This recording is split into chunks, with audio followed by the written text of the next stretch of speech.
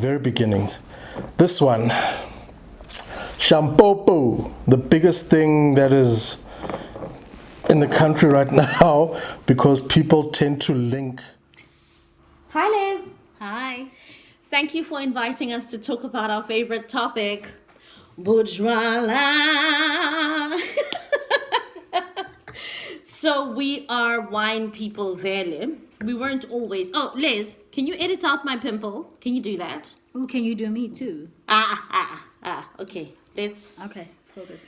So, Marcia, when was the first time you became a wine drinker? Like, do you remember that experience? Where was it and what were you drinking? Varsity, and my first wine was Crackling. And I remember feeling so fancy. Got Autumn Harvest. Dude, like you couldn't touch me. Like on a Friday, I would sit there in my room and just drink my pain away and joy away. Who was the demon that introduced you to Autumn Harvest? A friend of mine, Nicole. Liz, can you please just bleep out that my sister's name? No, she would be proud. We would like drink Autumn Harvest, smoke some things, and yeah, that was my first experience. You? Mine was very cultured. I was at the university currently known as Rhodes. Okay. We used to go to a fine establishment called the Rat and Parrot and hang out in the booth that we named the Booth of Truth and Kinekinwa Semi-Sweet. Did your semi-sweet have a name? No. It was either semi-sweet or dry. And it all came out of a box, and I think it was Drostehoff. No offense to Batuba Drostehoff, we all have to start somewhere. Actually, I think that was my 2.0 where I felt like cultured when I came to the Rat and Parrot.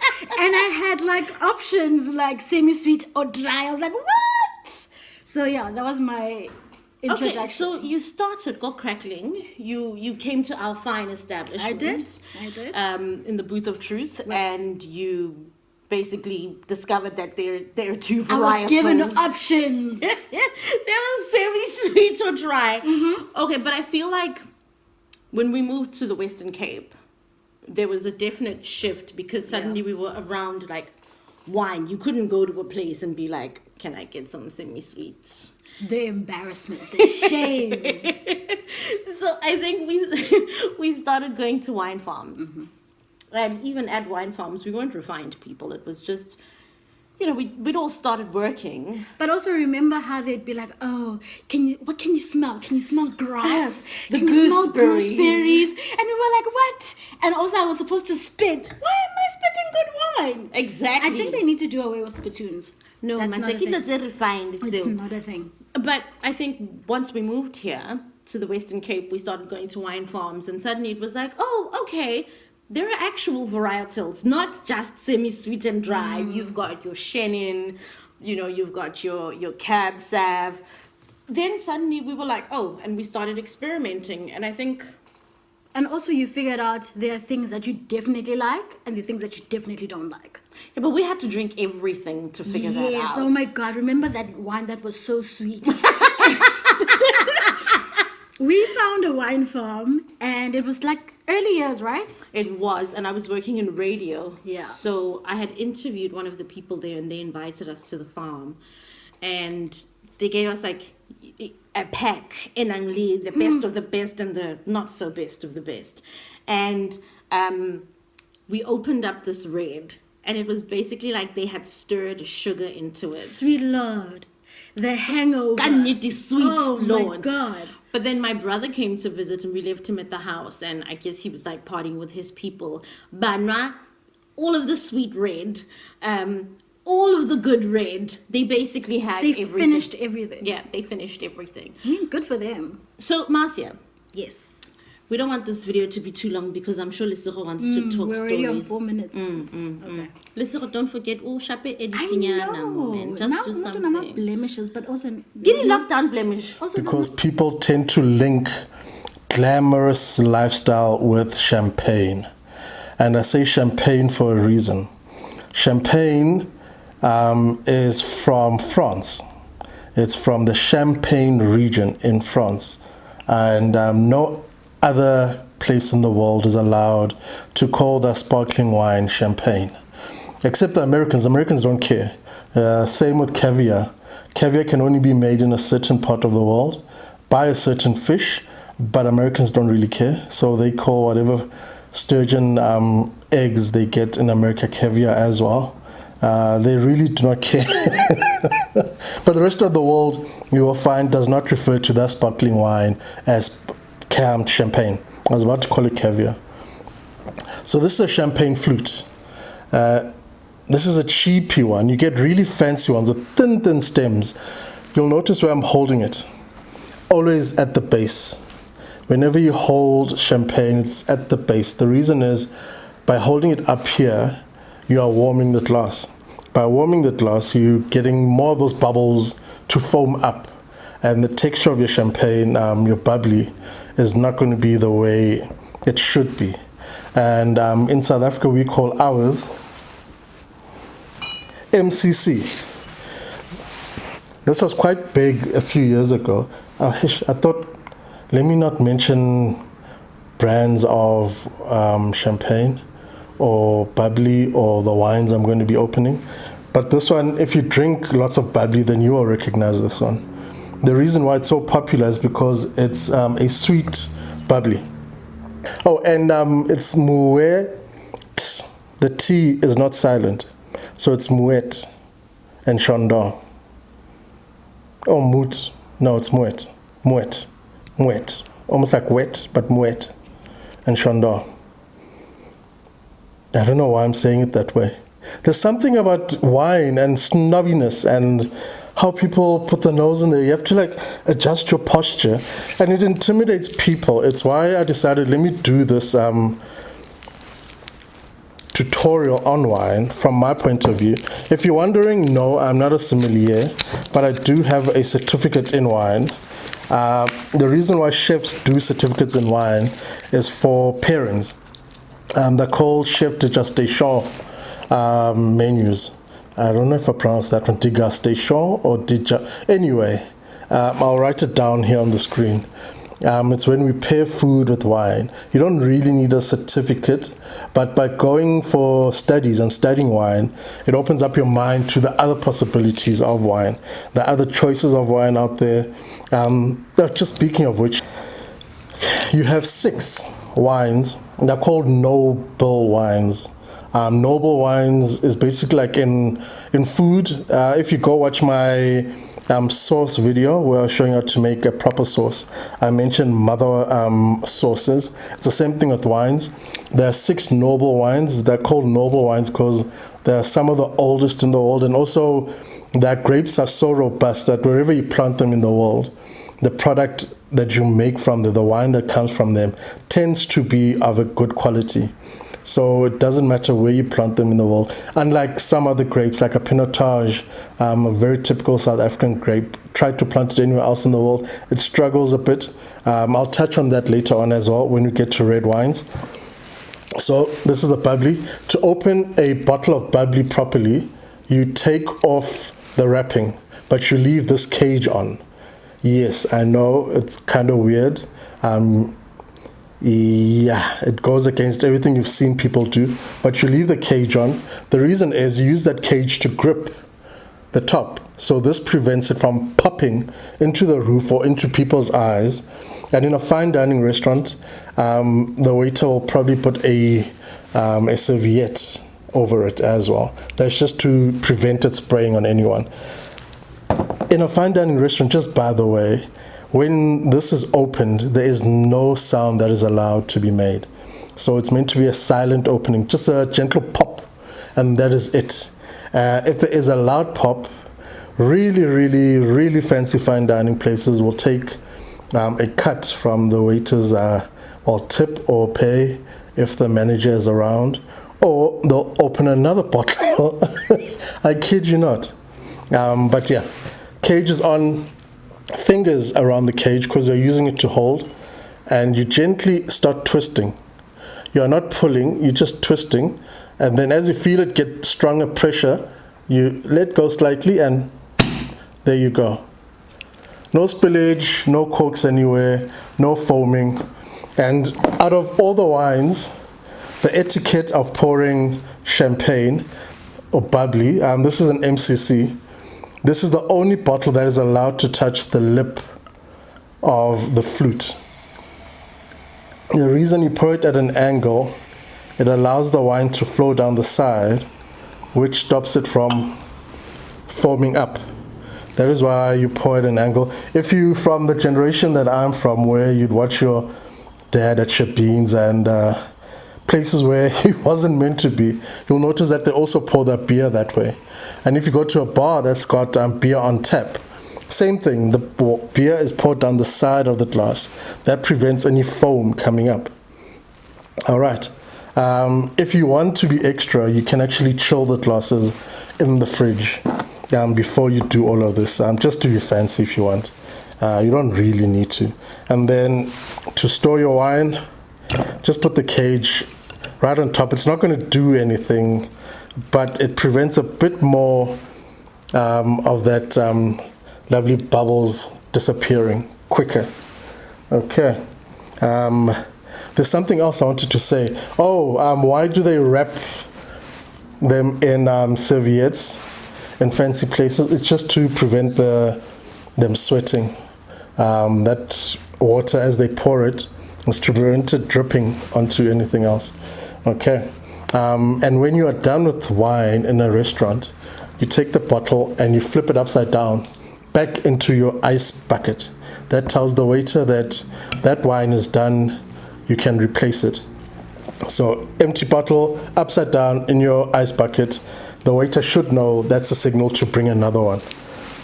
Speaking of waiters refilling, in fancy restaurants, I know I keep going back there because, if you go to a Spur, the waiter isn't going to follow this protocol.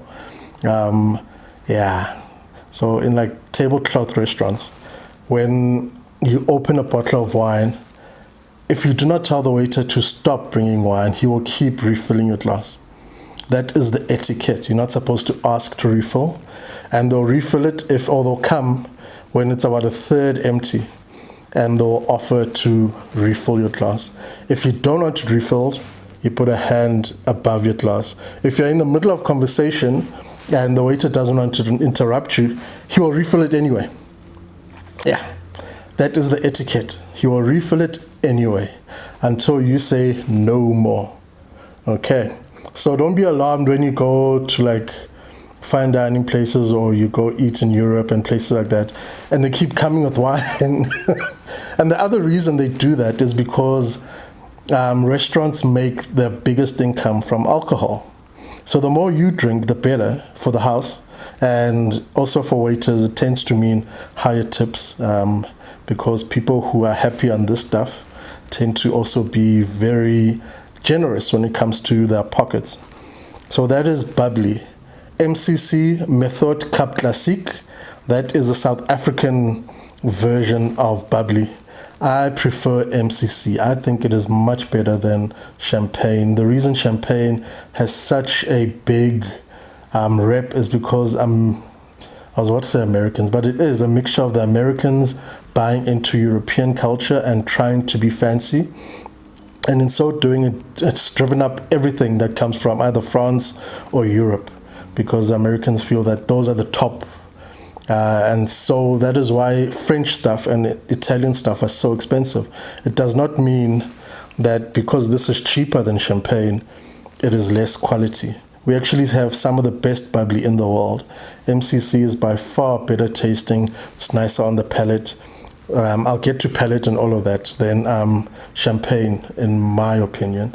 I haven't tasted all the champagne, so don't get me twisted on that. Don't start ranting. But yeah, from my personal experience, been doing this since 2009? It's been 11 years now of doing this, and I haven't tasted a champagne that I'll say, okay, that is worth the hype. Speaking of the different categories of champagne, you've got Brut, you've got Demi-Sec, and you've got Sec. Sec means sweet, so that would tend to be the sweet bubbles. Demi-sec would be in between. It's more on the sweeter side, but then it is not too sweet. Demi-sec tends to be the most popular because it has a wider audience, and you can down it. Unlike with brut, brut literally means raw in French, rough or raw. And when you are referring to brut, you get a rough taste. It is dry in your mouth. It is not for downing bottles of. It's literally just to, what's the term? Just to celebrate and also to cleanse your palate and stuff. Champagne and caviar, no. They do not go. It is just because they're expensive, so people have that in their mind. Champagne and cheese, also, no. It is a weird thing that people have created because it seems fancy. Champagne, ironically, goes with cheap food. It goes with crackers. It goes with crisps. It goes with salted peanuts. It goes with things like that. It doesn't go with rich, oily food. That is champagne for you. I could go on and on, but then this whole thing would be 2 or 3 hours long. Cheers, to quote a former president. Ooh, that is a demi-sec. That is why it's so popular. I do not like demi-sec bubbles, but yeah, I've opened the bottle and I can't close it again. So I need to drink it.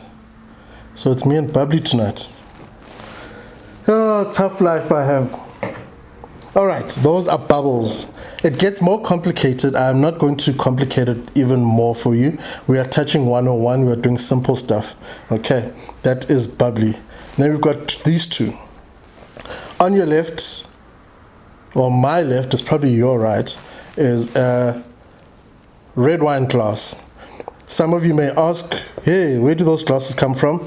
These are Le Creuset wine glasses. Le Creuset, sorry. The S in Le Creuset is pronounced like a Z. This is a white wine glass. Red wine, white wine. Difference: white wine will have a wider lip. It will be a wider bowl as well. The reason for that is because red wine is more fully bodied, meaning red wine tends to sit in wine barrels longer than white wine would. And with red wine, because it's been sitting in the barrel, you need to aerate it. There is so many flavors and notes. When they say a note in something, they refer to the description of it. So when you smell it, what comes to your mind? What is in there? When you taste it, what comes to your mind? What is in there? Those are notes, to simplify the term. Wide glass. Etiquette of drinking red wine: you fill it to about a third of the glass up, not halfway, not two-thirds, and definitely not up to the very top. Yes, I know the argument, it's my wine and I'll drink it the way I want. I'm just telling you how it is done. The other reason why you only fill a red wine glass a third up is because it needs to aerate. That is one of the terms you'll hear. Let me actually open just one. I want to open a cork one.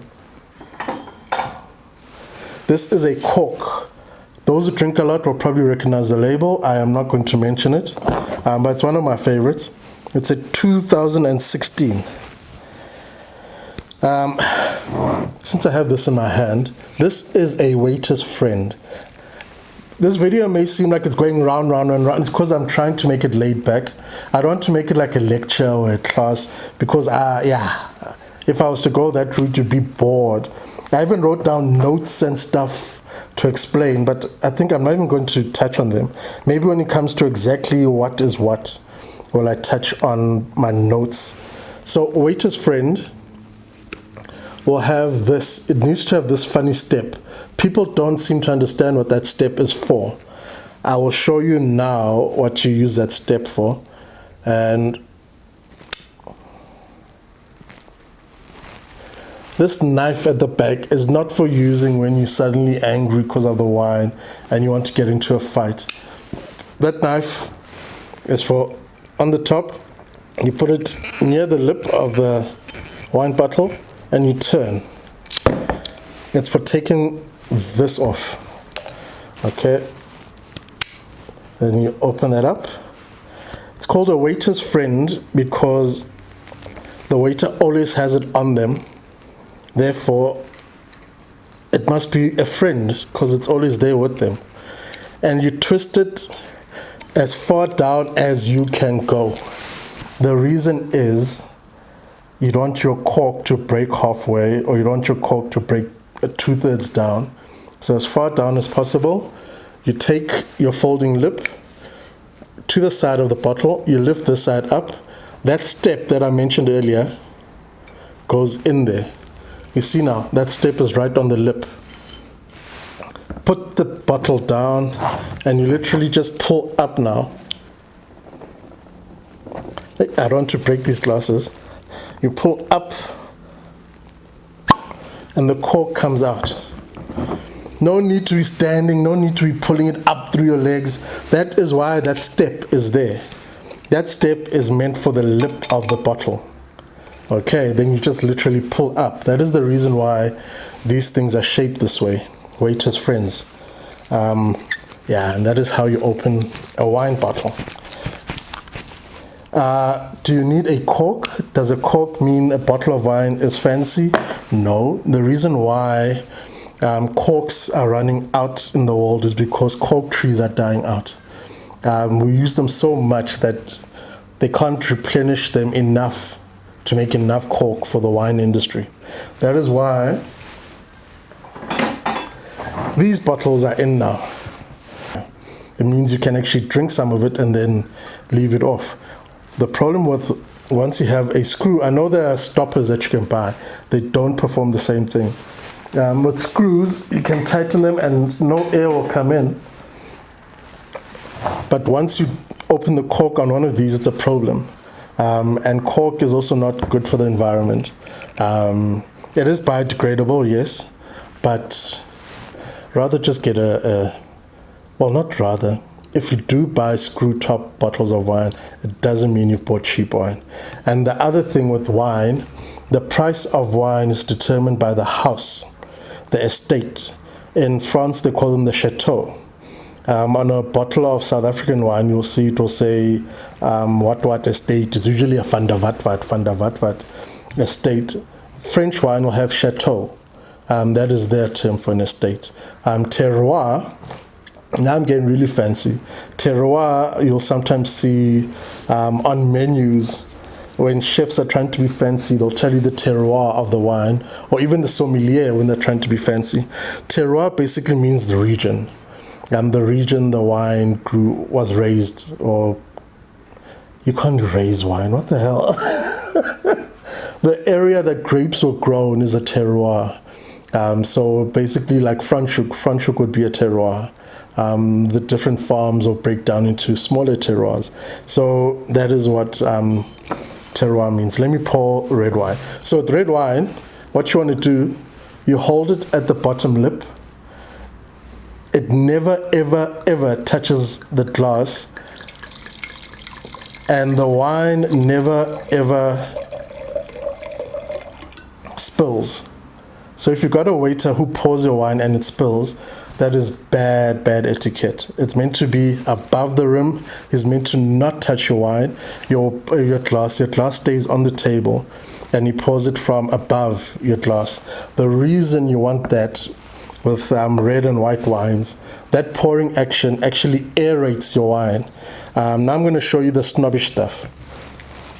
This is also, see why I hate cork. If it was a screw top, I'll just put it.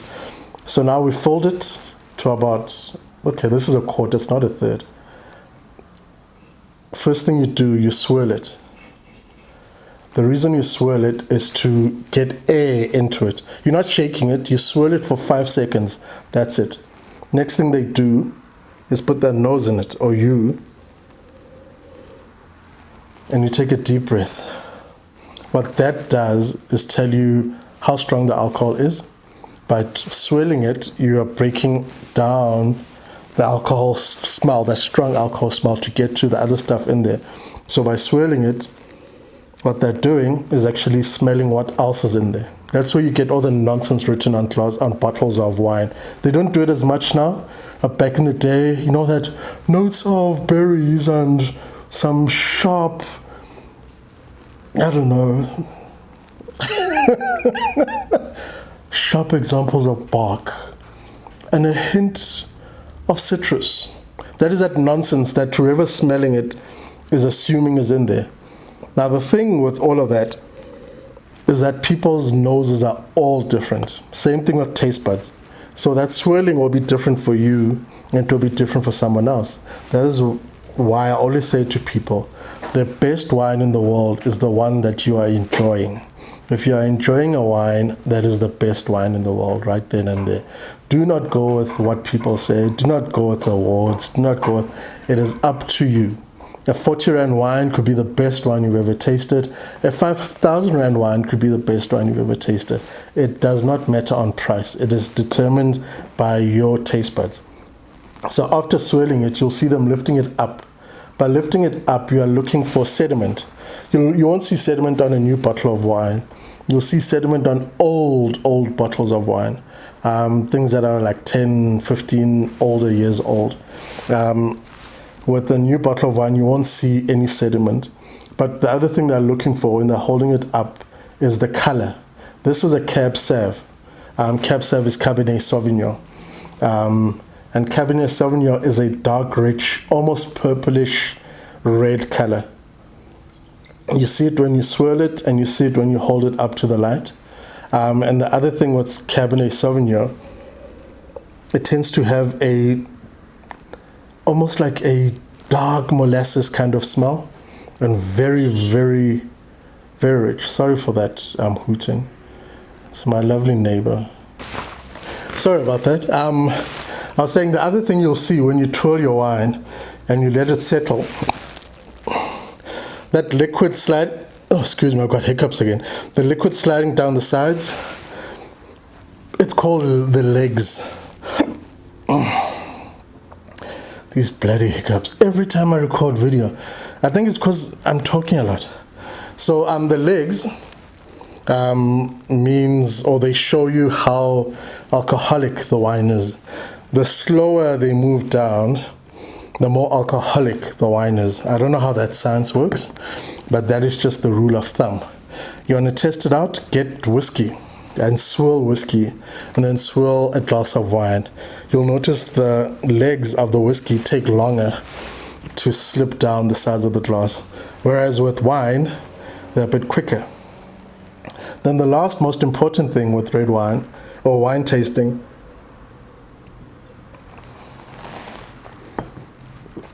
you put it in the mouth. I do not spit. I was about to say something naughty, but then I told myself I'll behave. 2020 is the year of behaving, so I'm going to behave. But yeah, I don't believe in spitting. Don't spit out wine.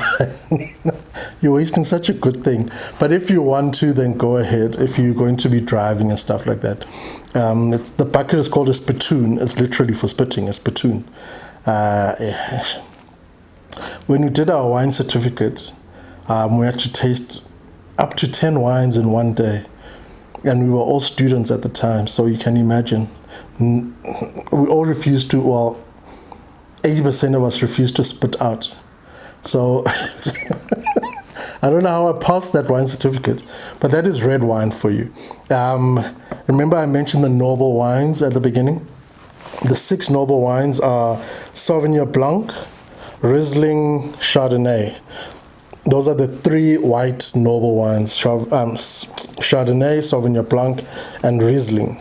And then the 3 red noble wines are Cabernet Sauvignon, Merlot, and Pinot Noir. Pinot Noir is very interesting in that it's where we get Pinotage.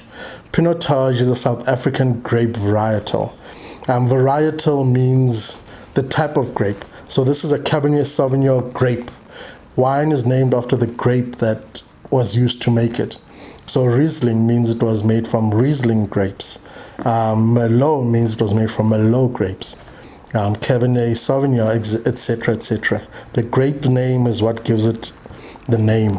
So Pinotage was a fusion of Pinot Noir grapes and Hermitage grapes. And they went and fused them together, and so you get Pinotage. It's not that popular, and I also hated it, but now it's gotten better. Pinotage I felt was just, it wasn't for me. I don't like Pinot Noir anyway. So with Pinotage, it's just like, but now as I've gotten older, as the palate has gotten older, and I've tasted better ones, I've actually grown a liking for Pinotage. It just South African grape. It is the only South African grape, and yeah, if it grows popularity, at least we can say, hey, we've given the world something. Our MCC is also very popular. It's just that term MCC, like people just call sparkling wine. It hasn't grown on the world, but it is MCC South African. We're the only ones who call our stuff MCC. Speaking of other countries, hey, all these, I'm just going to leave this one here. This over here is a Prosecco. I didn't mention it earlier. Prosecco is the Italian sparkling wine. So what the Italians have done, they've gone to the French and their champagne, and so Prosecco also cannot be made anywhere else in the world. They have gone and patented the name, and Prosecco is it's getting more popular because it's cheaper than champagne. The Italians are smart in that way. And the thing with Prosecco, though, is that it will have a... this one has it right on the front. I'm not going to speak Italian, yes. Denominazione di origine controllata. That is the DOC. You find the DOC also on balsamic vinegar. You find the DOC also on prosciutto. You find the DOC also on certain cheeses like Parmesan, etc. It is the Italian stamp to say this is Italian made, this is from Italy, this is patented, this is what. DOC, okay, denomination, whatever I just said, that nonsense. With the French, I think with the French it's the AOC when it comes to their champagne. That also signifies that this is approved, it's made in Champagne. Okay, that's me just getting technical, but this is Prosecco. The thing I like with Italian wines and Prosecco, they make beautiful bottles for the Prosecco. It's not over the top, gory like the French do with their Bubbly. Some of that Bubbly, not all of the French Bubbly looks gory. Like, I don't understand why you want to wrap a bottle of wine in gold. Anyway, onto white wines. This over here is a Sauvignon Blanc. This over here is a Rosé. Pinotage Rosé, speaking of the devil. I had another Rosé somewhere. Yeah, I'm too lazy to go look. These are screw tops. Pinotage Rosé, and this is a Sauvignon Blanc. How does Rosé get its color? They basically white grapes, and then towards the end they put some red grapes or red grape skin into the bottle or into the barrel, and that is where the pink color of Rosé comes from. So technically Rosé is actually white wine, it's just been colored with red grapes. That is Rosé. That is why this one is called a Pinotage Rosé, because they got the color with Pinotage grapes. I'm just trying to read here. It doesn't say anything about it, but it's a dry rosé. So dry white wines are what you want actually when you are cooking. You do not want to use sweet white wines when you are cooking. Also, when it comes to red meat, you do not want to use sweet red wine for cooking. Always a Cabernet Sauvignon or a Shiraz. Merlot you can get away with, but I prefer either a Cab Sauv or a Shiraz. With a Cab Sauv, the base of all red wine stocks. That is what we use. It's the most used wine in cooking, Cabernet Sauvignon. Should I pour the white wine? Yeah, let me pour it so I can show you again how you pour bottle of wine. Remember, at the bottom, above the lip, let it fall out. With white wine, you have leeway to pour a little bit more than you would with red wine. The reason is, with white wine, you do not need all that aeration. You do not need all the notes to circulate. That is why the glass of white wine is smaller than a red wine glass. Is because red wine tends to be older.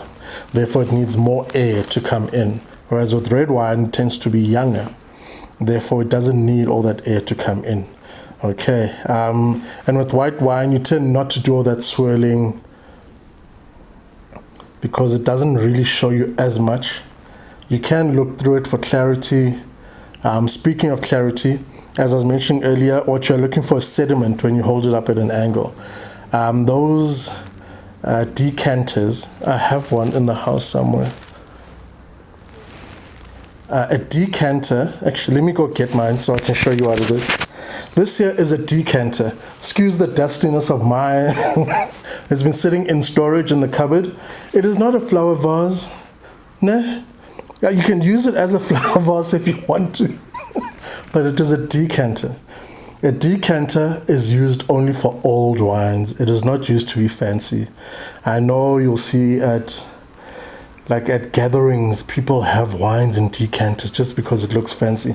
Or they want to hide the wine that they bought, the name of the wine. So they'll decant it all into decanters. I know there's another term for it. I've just forgotten what. What decanters do, they settle all the sediment at the bottom. So after pouring your old wine in here, you let it sit for about 30 minutes. If it's not that old, you can let it sit for a shorter period. If it's very old, let it sit for longer. And then all that sediment sits at the bottom.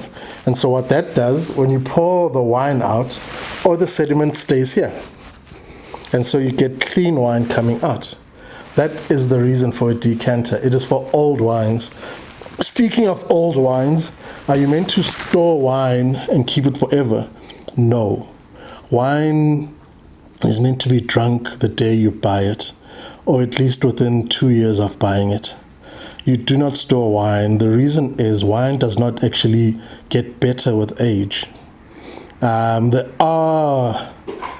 Before people start ranting in my comments, there are exceptions, but those exceptions are very far between. The reason wine does not age is because there isn't any barrel touching it. So what ages wine is the barrel that the red wine is made in. So that barrel breathes, it literally breathes. And all that breathing that goes through the wood is what gives red wine its flavor notes and all of that. White wine, I don't even have to say anything about it. You can't age white wine. It actually goes off. If you've got very old white wine bottles, if you look at the color, it's not white anymore. That's all the stuff coming through the cork. So if you really want to keep wine for long, rather get these baby screw tops or get them waxed around the top, and then you keep renewing that wax because that blocks off the oxygen coming in. But that wax also gets cracks and all the oxygen. And when you get oxygen into a bottle of wine, that is basically it. It is a death knell for the wine. The wine is going to die. We call that corking. It's corked. The term corked literally means the air has come through the cork, therefore the wine went bad. So wine is not for keeping. It's nice to have collections, and the collections are meant to be drunk and replenished. That is a trick with a collection. Unless you have a really, really expensive fancy wine that you're storing for a special occasion. And also I know they don't look as pretty as having a wine cellar, but you want to have one of those fridges, the wine fridge. Bosch makes one. I know I'm linked to Bosch, I know I'm the ambassador, but they have a really, really good one. And it's got temperature zones.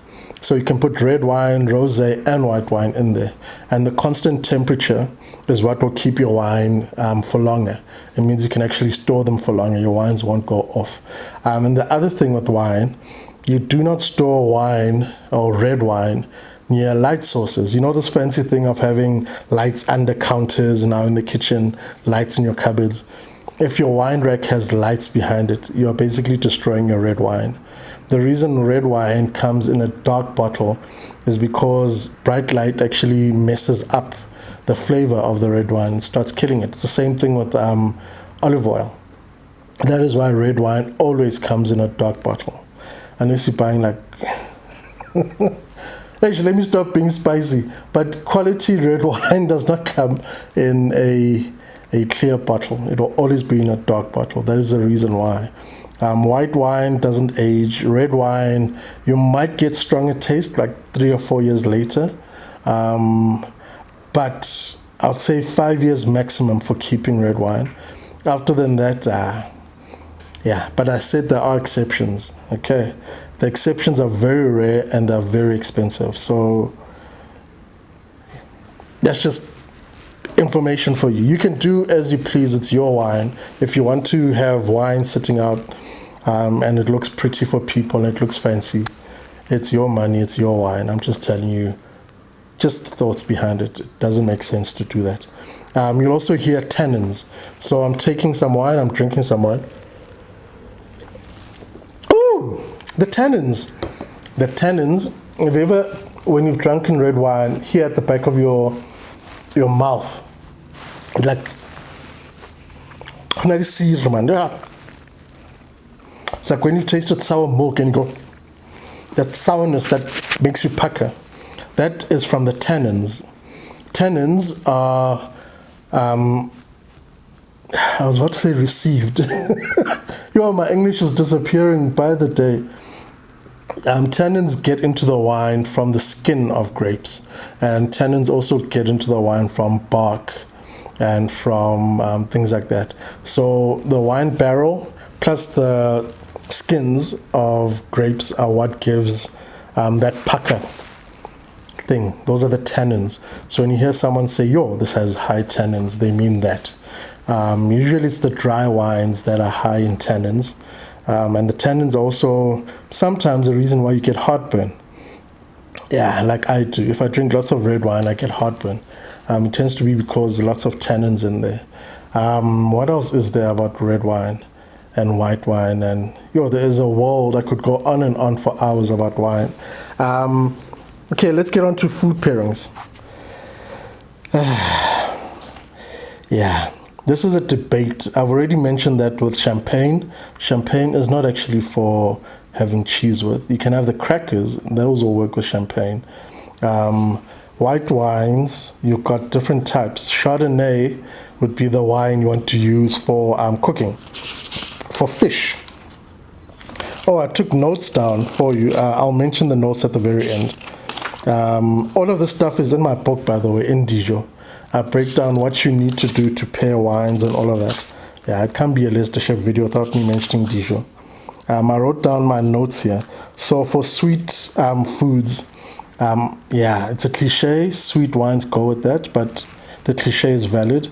You can use Boa Madeira, you can use port, you can use sherry.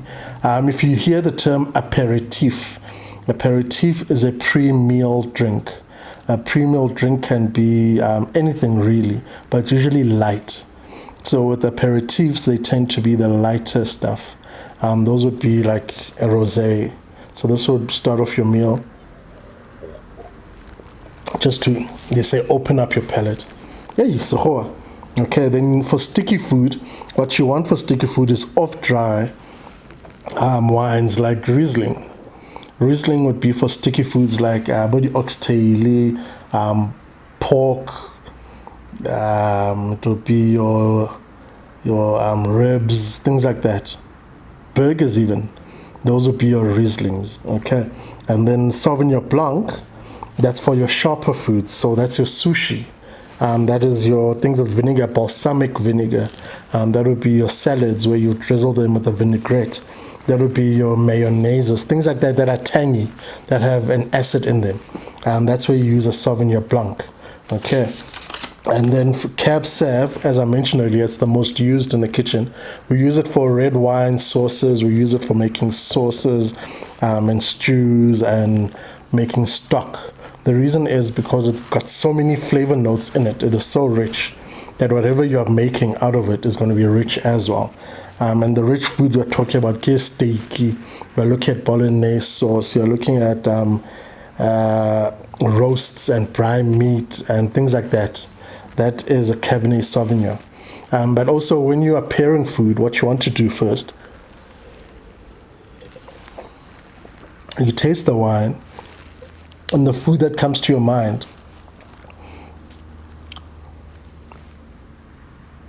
This is meaty, so that is literally it. So that is how you pair. Or if you've already got your food, eat that and then try to relate it to a wine that could match it somehow. A wine should not be overpowering of a dish. It's meant to complement. They go like this together. Wine is not meant to be like Coke. You know, Coca-Cola advertising here, always have Coca-Cola with your food. Meanwhile, it's just to wash down the crap food. Same thing with, not the same thing with wine, it's different. It's not to wash down food. Wine is not water for downing your food down your throat. Wine is actually meant to pair.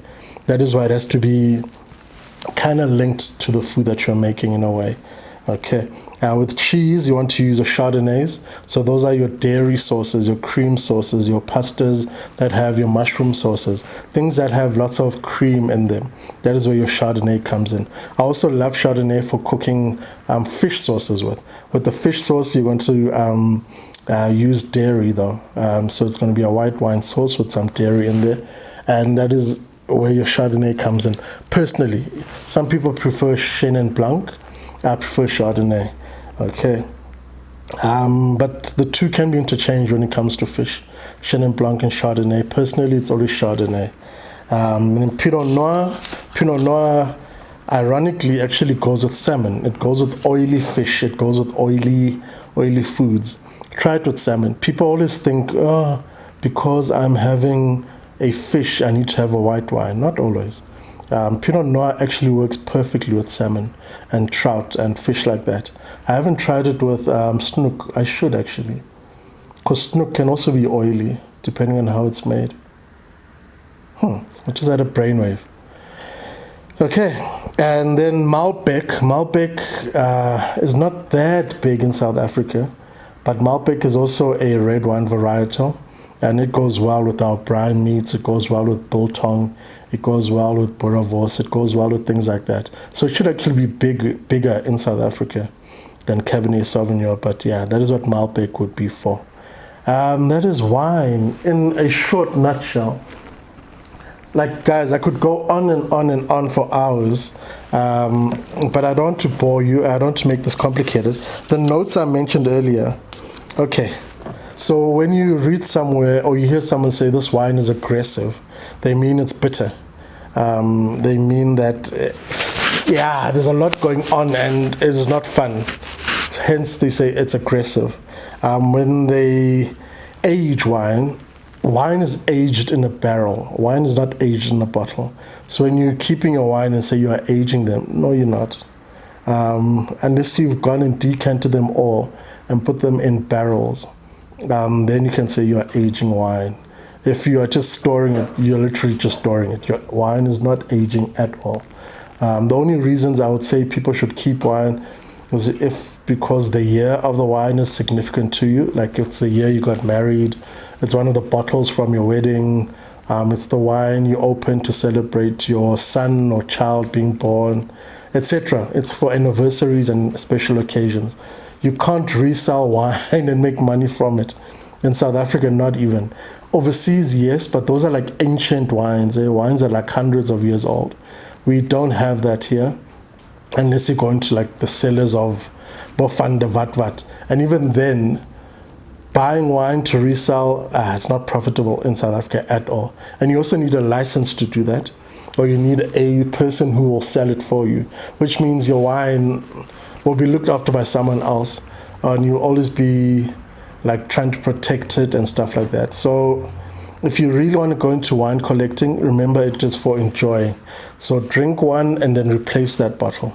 That is how I'd say go about with wine collecting. Have a collection of the wines that you love personally, not wines other people love, not wines that have a name behind them and sound fancy. Buy wines that make you happy and then replenish those. That is my rule of thumb. I had a huge wine collection, but it was based off of these top 10 lists that you get every year, and these competitions, and some of them I didn't actually enjoy. And so I gave a lot of them away. And now I only buy wines that I will enjoy. It can be a 40 rand bottle, it can be a 300, 5,000, it doesn't matter. Okay, aperitif I've explained. When they say a wine is balanced, they mean the aroma, that thing I was doing, the look, the taste, the alcohol levels, everything. It's just perfect. Then they say it's balanced. It means it checks all the tick marks, and this wine, there's nothing missing, there's nothing that needs to be added. It is balanced. Hence the term, this wine is balanced. When they say a wine is full-bodied, they mean that it is it's complex. So the full-bodied wines tend to be your red wines. They tend to have a lot more going on. When you taste them, there's like a whole lot of crazy things going on in there. That is a full-bodied wine. You also get full-bodied white wines, but they tend to not be as exciting. They're not as complex as red wines get. You do get complicated white wines, but they are not as complicated as red wines tend to be. Okay, and I've explained everything else on this list. Hey, I'm very good at this thing of talking without looking at my notes. I just don't want to lie to you and tell you nonsense, because the world of wine gets very snooty. A sommelier is a professional wine curator. Let me say that. Yes, that's what they do. I hate the term curate, but that's literally what a sommelier does. They curate wine. They are wine experts. They don't make wine, though. The makers of wine are the people I enjoy talking to. I don't enjoy talking to sommeliers too much. It's like talking to a mechanic when you could actually talk to an engineer. I know it sounds wrong. I know it sounds wrong, but it's the truth. A sommelier will tell you all about wines and which are the best and how to pair them and how to drink them and what goes with what, and the age of the wine and the terroir and all of that. And it's a serious business, being a sommelier. It is like a proper profession, and I respect those guys. The amount of knowledge in their heads. I mean, I've got a certificate in wine, but it's like a baby thing. The amount of knowledge you have to have as a sommelier. Yeah, so I respect them. But I would rather speak to the estate owner and the person who runs his estate and his winery. That is where you get all the details. And that is why I always recommend, whenever you're in the Western Cape or in a wine region, to rather go to the estates themselves and from there speak to the people who've made the wines. Taste the wines there, get the story behind them and why they're made a certain way. And that is where you get a connection with wine. Just going on the internet and seeing, oh, this place is selling cases of wine at a cheap price, let me buy them. Yeah, that's okay, but the connection with wine is in the stories behind it. It's why all that romantic nonsense on the back of the bottles and all of that. There's that connection with the maker of the wine. That is why wine fairs and going to wine expos, I always say to people, just go. Even if you're not going to buy boxes of wine, just go so you understand the people who make the stuff. And that is it from my side when it comes to wine. As I said, to recap, the price of wine does not determine the quality. The way you drink your wine, I've shown you red, white, and your champagne or bubbly. You actually get more glasses than this. It gets more complicated. Like each type of wine, there's even a rosé white wine glass. I poured the rosé in just a normal white wine glass. There is a rosé glass. There's a glass also for different types of red wine. So it does get complicated. But I'm not going to go there. This is a 101. This is the simplified stuff. I hope you've learned a thing or two. And yeah, if you'd like me to get even more detailed and go into the more complex stuff, I'm bringing a sommelier and we do this professionally and all of that other stuff, I can. But yeah, as I said, for lockdown, I'm keeping everything simple because my head is tired of thinking and I'm stressed out by what's going on with Corona. Thank you for watching Dipitseng with Les the Chef. Go drink your wines. I have to down these since I've gone and opened the bottles.